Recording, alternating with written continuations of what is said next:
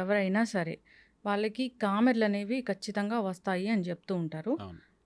ఇంటికెళ్ళాక కూడా మనం ఈ ప్రాబ్లమ్ అనేది చూస్తామా? ఓవరాల్‌గా మాకు తెలియని విషయాలంటే ఏంటి దీనికోసం? యెస్. జాండీస్ అందరికుంటదండి. హ్మ్. న్యూ బోర్న్ బేబీస్‌కి వాళ్ళు పుట్టినప్పుడు జాండీస్ అందరికుంటది. హ్మ్. జాండీస్ ఏదో వచ్చిందంటే అది టెన్షన్ పడొద్దు. ఫ్యామిలీస్ ఇది సీరియస్ ఇష్యూ కానే కాదు. హ్మ్. జాండీస్ లేదంటే ఇన్‌ఫాక్ట్ మాకు డాక్టర్స్‌కి టెన్షన్ రావాలి. Oh! Because it's a normal phenomenon. Hmm. నార్మల్‌ది లేకుంటే ఎందుకు జాండీస్ లేదని మేము వెతుక్కోవాల్సొస్తది హ్మ్. రీజన్స్. సో, వాళ్ళకి న్యూ బోర్న్స్‌కి జాండీస్ ఎందుకొస్తది? బికాజ్ కడుపులో ఉన్నప్పుడు వాళ్ళకి లంగ్స్ పనిచేయవు. హ్మ్. సో, దేవుడు వాళ్ళకి రెడ్ సెల్స్ ఎక్కువిస్తాడు బ్లడ్‌లో.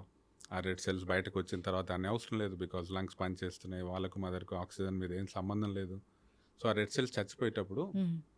జాండీస్ అనే బై ప్రోడక్ట్‌ని బ్లడ్‌లో వదులుకుంటా పోతది. హ్మ్. So, that is jaundice. And మన అడల్ట్ జాండీస్ అయినా, బేబీ జాండీస్ అయినా liver main organ jaundice control చేసేది. హ్మ్. బేబీస్‌కు ఫస్ట్ 1 వీక్ లివర్ ఇమేజ్